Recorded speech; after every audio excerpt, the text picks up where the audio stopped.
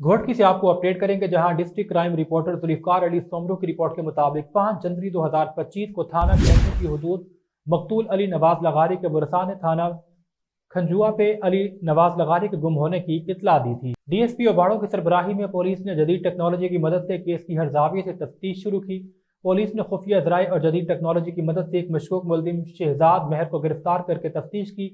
दौरान तफ्तीश गिरफ्तार मुलजिम ने इकबाल जुर्म भी किया है। बताया क्या है कि हमने अली नवाज लगारी को मारकर लाश रेनी केनाल के किनारे छुपा दी थी। पुलिस ने लाश बरामद करवाकर पोस्टमार्टम के बाद गुरसा के हवाले की थी। एसएसपी घोटकी डॉक्टर समीउल्लाह सोमरो के अहकामात पर मकतूल के भाई की मुद्दत में मुकदमा दर्ज किया गया था। नामजद मुलजिम शहजाद वल उस्मान अली महर, मोहम्मद मूसा वल पीरा बख्श महर, मिस्री वल अल्लाह डिवायो, जबकि एक नामालूम मुलजिम के खिलाफ मुकदमा दर्ज किया गया था।